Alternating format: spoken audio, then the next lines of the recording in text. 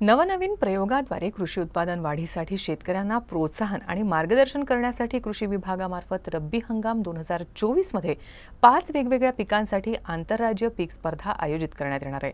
या पीक स्पर्धेत ज्वारी, गहू, हरभरा, करडई आणि जवस उत्पादक शेतकऱ्यांनी सहभागी व्हावं असं आवाहन अमरावती कृषी विभागानं केलं आहे।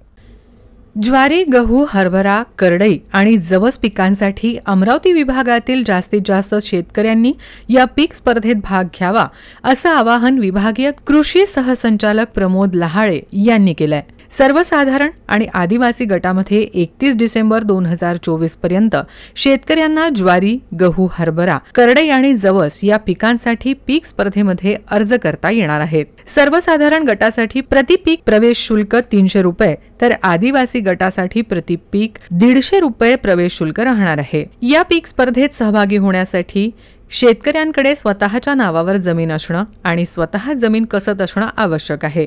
एकाच वेळी एकापेक्षा जास्त पिकांसाठी स्पर्धेत सहभाग घेता येईल। स्पर्धकास स्वतःच्या शेतावर त्या पिकाखाली किमान 40 आर क्षेत्रावर सलग लागवड असणं आवश्यक आहे। तालुका आणि जिल्हा स्तरावरील पीक स्पर्धेत प्रथम, द्वितीय आणि तृतीय क्रमांकाचे विजेते निवडण्यात येतील। स्पर्धेत सहभागी होण्यासाठी शेतकऱ्यांनी विहित नमुन्यातील अर्ज भरणं आवश्यक आहे। अर्जासोबत प्रवेशपत्र भरल्याचे चलन 7/12, 8 उतारा, जात प्रमाणपत्र।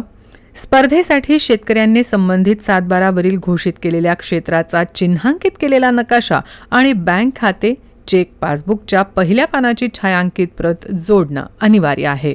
स्पर्धेत तालुका पातळीवर प्रथम क्रमांक पटकावणाऱ्या शेतकऱ्याला 5,000 रुपये तर द्वितीय क्रमांकासाठी 3,000 रुपये आणि तृतीय क्रमांकासाठी 2,000 रुपये असं बक्षिसाचं स्वरूप असणार आहे। जिल्हा पातळीवर प्रथम क्रमांक पटकावणाऱ्या शेतकऱ्याला 10,000 रुपये तर द्वितीय क्रमांकासाठी 7,000 रुपये आणि तृतीय क्रमांकासाठी 5,000 रुपये असं बक्षीस स्वरूप असणार आहे। राज्य पातळीवरील प्रथम क्रमांक पटकावणाऱ्या शेतकऱ्याला 50,000 रुपये तर द्वितीय क्रमांकासाठी 40,000 रुपये आणि तृतीय क्रमांकासाठी 30,000 रुपये असं बक्षिसाचं स्वरूप असणार आहे। या स्पर्धेच्या संदर्भातील अधिक माहिती राज्य शासनाच्या कृषी विभागाच्या www.कृषी.maharashtra.gov.in किंवा संबंधित तालुका कृषी अधिकाऱ्यांशी संपर्क साधावा अशी माहिती कृषी विभागानं प्रसिद्धी पत्रकाद्वारे कळवली आहे।